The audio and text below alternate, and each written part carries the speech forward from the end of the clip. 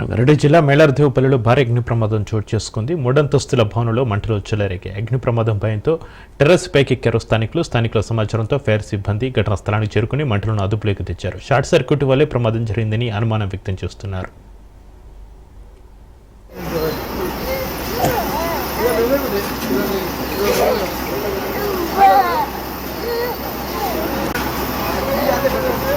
अपने नहीं है बच्चे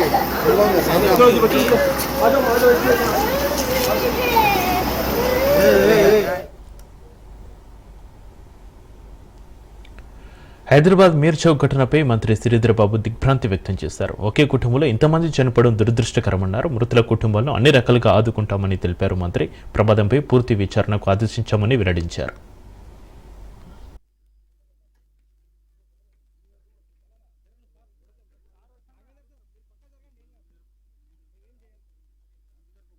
చిన్నారులు కూడా చనిపోవడం అనేది చాలా బాధాకరం. కుటుంబ సభ్యుల ఆవేదన, వారి సంబంధించి కొన్ని అంశాలు మనం చెప్పడం జరిగింది. పూర్తి స్థాయిలో విచారణ జరిపిస్తాం. వారి కుటుంబాలకు జరిగింది చాలా బాధాకరం. ప్రభుత్వం కూడా పూర్తి స్థాయిలో సంఘటన విషయంలో విచారణ జరిపి వారు చెప్పిన ప్రతి అంశంపై, కుటుంబ సభ్యులు చెప్పిన ప్రతి అంశంపై సంఘటనకు సంబంధించిన వివరాలు తెప్పించి తప్పకుండా విచారణ జరిపించి యాక్షన్ తీసుకుంటాం. రాబోయే కాలంలో ఏ చిన్న సంఘటన కూడా ఈ విధంగా జరగకూడదు. ఎందుకు జరిగింది, ఏ విధంగా జరిగింది, అన్ని విషయాలను కూడా తెలుసుకోవాలి. సంఘటన విషయంలో సంఘటన జరిగిన తర్వాత కూడా అంశం కుటుంబ సభ్యులు చెప్పిన ప్రతి అంశంపై కూడా విచారణ జరిపి తప్పకుండా ఫైర్ అధికారులందరూ 6 గంటలకు కలిసి 6:15కు వచ్చిందని చెప్తాము. వారు కొద్దిగా ఆలస్యమైందని చెప్తాను. మీరు ఆ విషయాలు ఖచ్చితంగా విచారణ జరుపుతాం. ఎందుకంటే చిన్నది కాదు. నాకు ప్రభుత్వ పరంగా ముఖ్యమంత్రి రేవంత్ రెడ్డి గారు కానీ ఈరోజు డిప్యూటీ సీఎం గారు అక్కడ ఉన్నారు. హాస్పిటల్లో సంఘటన జరిపిస్తారు. బాధ్యత పరంగా ప్రభుత్వం తన పరిధిలో కుటుంబ సభ్యులను ఏ విధంగా ఆదుకోవాలి అంటే సరే చనిపోయిన కుటుంబం వాళ్ళు ఏదో ఎవరు కూడా తీర్చలేదు. అగ్ని ప్రమాద ఘటనపై విచారణకు ప్రభుత్వం ఆదేశించింది. ప్రమాదానికి గల కారణాలను దర్యాప్తు చేయాలని అధికారులను ఆదేశించారు సీఎం రేవంత్ రెడ్డి. భవిష్యత్తులో ఎలాంటి ఘటనలు జరగకుండా నివారణ చర్యలు చేపట్టాలన్నారు. ప్రజలను అప్రమత్తం చేయాల్సిన అవసరం ఉందన్నారు సీఎం రేవంత్ రెడ్డి.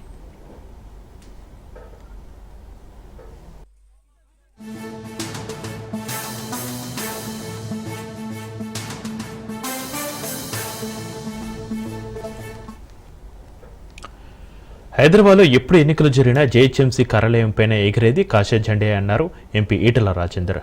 హైదరాబాద్ బస్తీల ప్రజలపై కన్నెర్ర చేసినప్పుడు పేద ప్రజలకు అండగా ఉన్నది బీజేపీ అని ఈటెల తెలిపారు.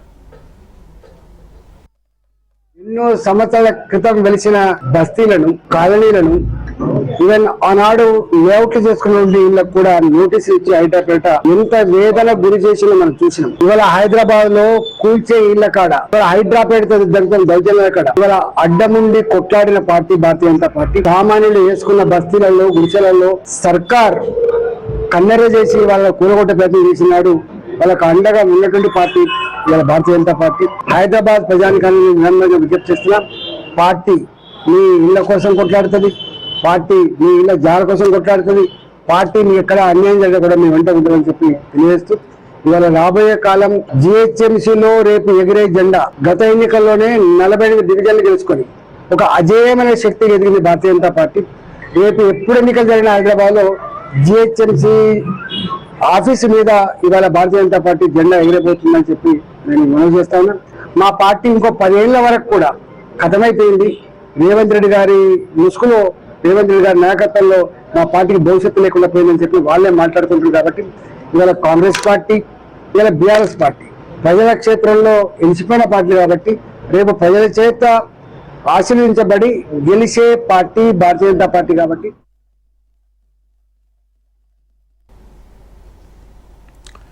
తెలంగాణ అమరవీరుడు కానిస్టేబుల్ కిష్టయ్య కుటుంబానికి మాజీ సీఎం కేసీఆర్ భరోసా ఇచ్చారు. ఇచ్చిన మాట ప్రకారం తెలంగాణ ఉద్యమ అమరుడు కానిస్టేబుల్ కిష్టయ్య కుటుంబానికి తన సహాయాన్ని కేసీఆర్ కొనసాగిస్తూనే ఉన్నారు. కిష్టయ్య కుమార్తె ప్రియాంక చదువుకు కేసీఆర్ ఆర్థిక సహాయం అందిస్తున్నారు. వైద్య విద్యలో ఆసక్తి కనబరిచిన ప్రియాంకను ఇప్పటికే కేసీఆర్ ఎంబీబీఎస్ చదివించారు. ఎంబీబీఎస్ పూర్తి చేసుకుని పీజీ చేస్తున్న డాక్టర్ ప్రియాంక చదువుకు కావలసిన ఆర్థిక సాయాన్ని కేసీఆర్ కిష్టయ్య భార్య పిల్లలకు అందించారు.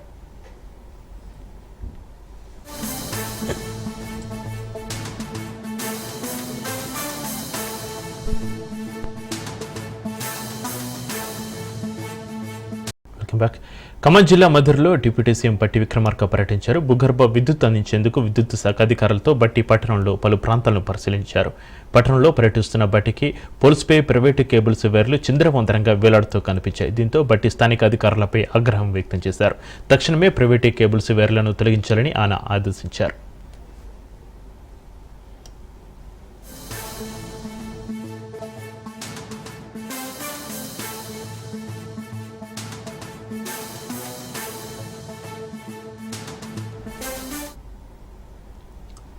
ఏపీ అభివృద్ధికి సహకారం అందించాలని ప్రధాని మోడీకి మంత్రి నారా లోకేష్ విజ్ఞప్తి చేశారు. 2047 వికసిత భారత్ లక్ష్యాన్ని చేరుకోవడంలో ఏపీకి తన వంతు సహకారం అందించేందుకు దిశానిర్దేశం చేయాల్సిందిగా విన్నవించారు.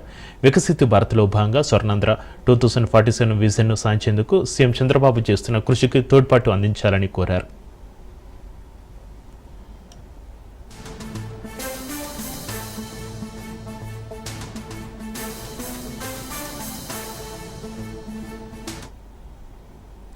భార్య బ్రాహ్మణి కుమారుడు దేవాంశ్తో కలిసి మంత్రి లోకేష్ ప్రధాని మోడీని మర్యాదపూర్వకంగా కలిశారు. ఢిల్లీలోని మోడీ నివాసానికి వెళ్లిన లోకేష్ కుటుంబం దాదాపు 2 గంటల పాటు ప్రధానితో గడిపారు. మోదీకి లోకేష్ శాలువ కప్పి తిరుమల శ్రీవారి విగ్రహాన్ని అందజేశారు.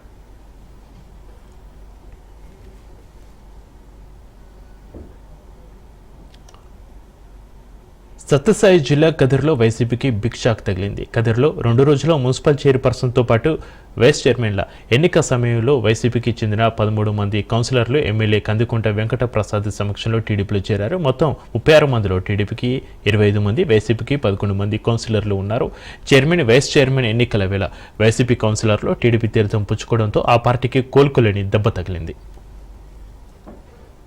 చైర్పర్సన్ ఎన్నిక ఈ నెల 19వ తారీఖున ఇచ్చిన ఆదేశాల మేరకు అందులో భాగంగా గతంలో అవిశ్వాసానికి ఎవరైతే వైఎస్ఆర్సీపీ పార్టీ తరఫున గెలిచినటువంటి మాకు మద్దతు తెలిపి అవిశ్వాసంలో నెగ్గే విధంగా తోడ్పడినారో వాళ్ళందరూ కూడా చంద్రబాబు నాయుడు గారి పరిపాలన మీద, ఆయన ప్రభుత్వం మీద, అదే రకంగా భవిష్యత్తు రాజకీయాలకు ఆదర్శంగా నిలుస్తున్నటువంటి యువ నాయకులు నారా లోకేష్ గారి నాయకత్వం మీద అపారమైనటువంటి నమ్మకంతో తెలుగుదేశం పార్టీలో చేరాలని వాళ్ళు నిర్ణయం తీసుకోవడం జరిగింది. అందులో భాగంగానే ఈ రోజున వారందరూ కూడా తెలుగుదేశం పార్టీ తీర్థం పుచ్చుకున్నటువంటి పరిస్థితుల్లో మీరు అందరూ కూడా చూస్తూ ఉన్నారు.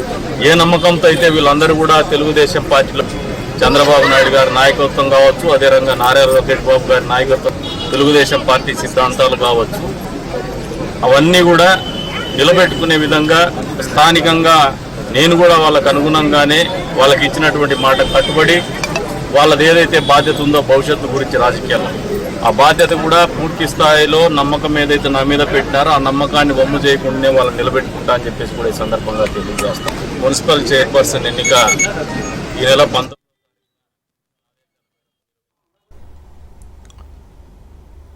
మాజీ ఎంపీ నందిగం సురేష్ను తుళ్లూరు పోలీసులు అదుపులోకి తీసుకున్నారు. దీంతో నందిగం సురేష్ భార్య పోలీస్ స్టేషన్ ముందు ఆందోళనకు దిగింది. తన భర్తను ఏ కేసులో అదుపులోకి తీసుకున్నారో చెప్పాలని నందిగం సురేష్ భార్య బేబీలత పోలీసులతో వాగ్వాదం చేసింది. రాజు అనే వ్యక్తిపై దాడి చేసిన కేసులో నందిగం సురేష్పై కేసు నమోదు చేసినట్టుగా తెలుస్తోంది.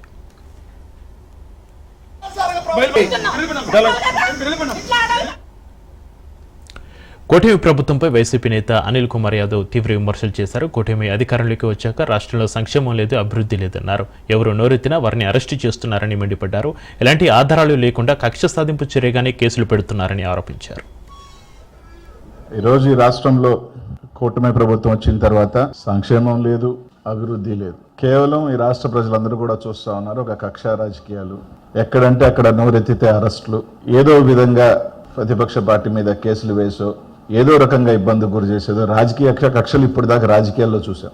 కానీ మొట్టమొదటిసారి అధికారులను కూడా డీజీ ర్యాంక్ అధికారి, పోలీస్ అధికారిని, మాజీ ఐఏఎస్ని వీళ్ళందరినీ కూడా ఏదో రకంగా కేసులో ఇరికిచ్చి ఒక కక్ష రాజకీయాలు మొట్టమొదటిసారి భారతదేశంలో ఎక్కడా లేని విధంగా ఈ రాష్ట్రంలో మనందరం కూడా కక్ష రాజకీయాలు చూస్తూ ఉన్నాం.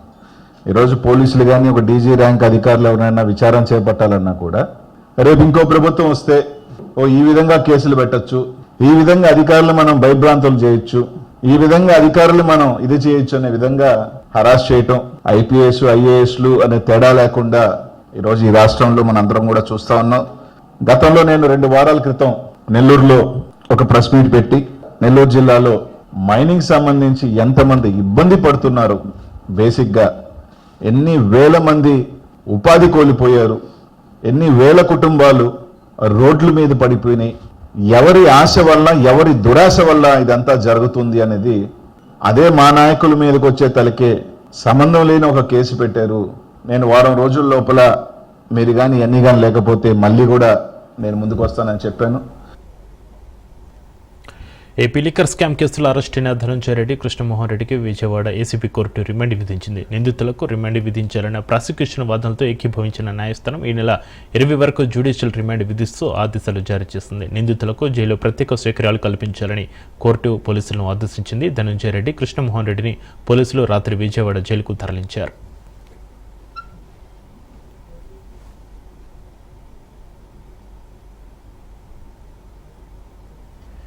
మందుబాబులకు తెలంగాణ ప్రభుత్వం బిగ్ షాక్ ఇచ్చింది. ఇటీవల బీర్ల ధరలు పెంచగా తాజాగా లిక్కర్ ధరలు హైక్ చేసింది. విస్కీ, బ్రాందీ క్వార్టర్పై 10 రూపాయలు, హాఫ్ బాటిల్పై 20 రూపాయలు, ఫుల్ బాటిల్పై 40 రూపాయల చొప్పున పెంచింది. ఈ మేరకు మద్యం దుకాణాలకు తెలంగాణ ఎక్సైజ్ శాఖ సర్క్యులర్ జారీ చేసింది. ఈ పెరిగిన ధరలు రేపటి నుంచి అమలులోకి వస్తాయని ఉత్తర్వులు స్పష్టం చేసింది. చీప్ లిక్కర్ ధరలో ఎటువంటి మార్పు లేదని తెలిపింది.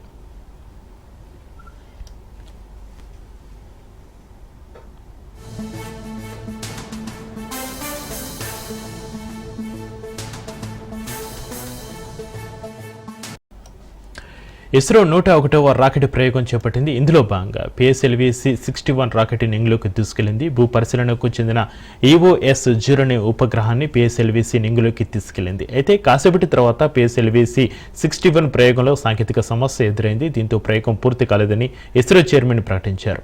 3వ దశలో సమస్య తలెత్తింది అని ప్రకటించిన ఇస్రో చైర్మన్ నారాయణ్ మిషన్ అసంపూర్తిగా ముగిసిందని వెల్లడించారు. సమస్యపై విశ్లేషించి పూర్తి వివరాలు చెబుతామన్నారు.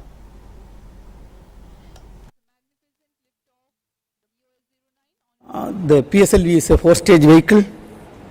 Up to the second stage, the performance was quite normal. Third stage, motor started perfectly. But during the functioning of the third stage, we are seeing a observation and the mission could not be accomplished. After analysis, we shall come back. Thank you. The PSLV is a 4-stage vehicle. It was quite normal. Third stage motor started perfectly, but during the functioning of the third stage, we are seeing a observation and the mission could not be accomplished. After analysis, we shall come back.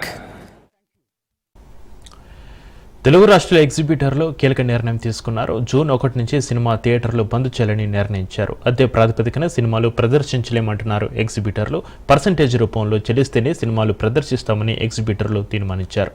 నిర్మాతలకు లేఖ రాయాలని సినీ ఎగ్జిబిటర్లు నిర్ణయం తీసుకున్నారు.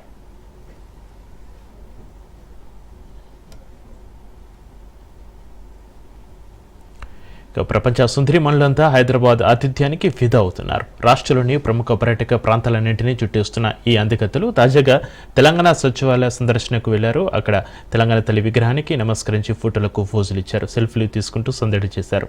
సచివాలయ పరిసరాలు కలిగి తిరిగారు. తెలంగాణ ప్రత్యేక వంటకాలతో రాష్ట్ర ప్రభుత్వం వారికి తినేటి విందు ఏర్పాటు చేస్తుంది.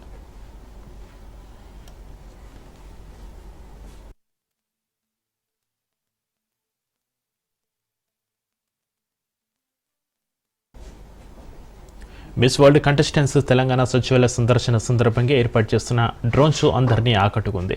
డ్రోన్ల ద్వారా తెలంగాణ తల్లి రూపాన్ని ఆవిష్కరించారు. తెలంగాణ సంస్కృతి సాంప్రదాయాలు ఉట్టిపడేలా వివిధ ఆకృతుల్లో డ్రోన్లను ప్రదర్శించారు. 30 నెలల జెండా రంగుల్లో విద్యుత్ దీపకాంతుల్లో రాష్ట్ర సచివాలయం వెలుగులేనింది. శ్రీ రేవంత్ రెడ్డి గారు, తెలంగాణ రాష్ట్ర ముఖ్యమంత్రి గౌరవనీయులు రేవంత్ రెడ్డి గారు ప్రజా పాలన, ప్రజా ప్రభుత్వానికి ప్రజల Telangana. The future belongs to the prepared, from schools and universities to vocational training and sports. Telangana's investment in its... Also to empower us, we just not just... Saraswati పుష్కర పుణ్యక్షేత్రమైన కాళేశ్వర క్షేత్రం భక్తజన సందోహంతో కిక్కిరిసిపోయింది. పుష్కరాల్లో భాగంగా 4వ రోజు భక్తులు త్రివేణి సంగమానికి పోటెత్తారు. ప్రతిరోజు 1,00,000 మంది భక్తులు పుణ్యస్నానాలు ఆచరిస్తున్నారు. పుణ్యస్నానాలు ఆచరించి సరస్వతి మాతను కాళేశ్వర ముక్తేశ్వర స్వామిని దర్శించుకుంటున్నారు. వారాంతపు సెలవులు కావడంతో విద్యార్థులు, మహిళలు, ఉద్యోగులు భారీగా తరలివచ్చారు.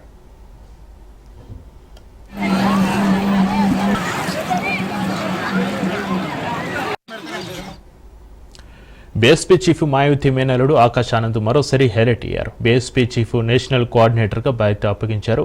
పార్టీ ఉన్నత స్థాయి సమావేశంలో ఆకాష్ ఆనంద్కు కీలక బాధ్యతలు అప్పజెప్పింది మాయావతి. ఆకాష్తో పాటు మరో ముగ్గురు జాతీయ సమన్వయకర్తలుగా పనిచేస్తారు.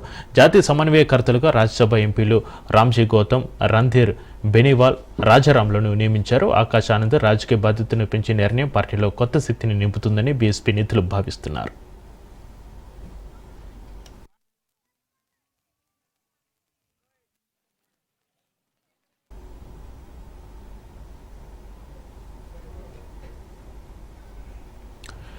హైదరాబాద్లో పేలుళ్ల కుట్రను ఇంటెలిజెన్స్ అధికారులు భగ్నం చేశారు. ఇద్దరు నిందితులను కౌంటర్ ఇంటెలిజెన్స్ అరెస్టు చేసింది. 29 ఏళ్ల సిరాజ్ ఉర్ రెహమాన్, 28 ఏళ్ల సయీద్ సమీర్ను అదుపులోకి తీసుకున్నారు అధికారులు. ఇక విజయనగరంలో పేలుడు పదార్థాలు కొనుగోలు చేసిన సిరాజ్ సమీర్తో కలిసి హైదరాబాద్లో డమ్మీ బ్లాస్ట్కు ప్లాన్ చేసినట్టుగా అధికారులు గుర్తించారు. సౌదీ అరేబియా నుంచి ఇద్దరికి ఐసీసీ మాడ్యూల్ ఆదేశాలు ఇచ్చింది. సిరాజ్ స్వస్థలం విజయనగరం కాగా సమీర్ హైదరాబాద్లో వాసి. ఇక సిరాజ్ తండ్రి పోలీసు శాఖలో పనిచేస్తున్నట్టుగా తెలుస్తుంది. ఉగ్రవాదానికి ఆకర్షితులైన ఇద్దరు అనుమానితులను ఇంటెలిజెన్స్ అధికారులు అదుపులోకి తీసుకున్నారు.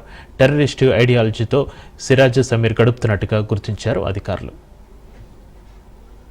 భారత పాక్ మధ్య ఉధృత పరిస్థితి కొనసాగుతుంది. భారత సరిహద్దు వెంబడి భారీ బందోబస్తు ఏర్పాటు చేశారు. పాక్ సైనిక చర్యకు దిగితే ప్రతి చర్యకు భారత్ సిద్ధంగా ఉంది. త్రివిధ దళాలు ప్రతి చర్యకు సిద్ధంగా ఉన్నాయి. దాది పాకిస్తాన్ సైన్యం కవ్వింపు చర్యలకు పాల్పడడం పరిపాటిగా మారింది. ఇటీవల కాల్పుల విరమణకు అంగీకరించడంతో గుంటనాక పోకడలను ఆపింది. దీంతో భారత బలగాలు దేనికైనా రెడీ అన్నట్టుగా సిద్ధమవుతున్నాయి. ధీటుగా సమాధానం చెప్పేందుకు బలగాలు బార్డర్ వద్ద మోహరించాయి.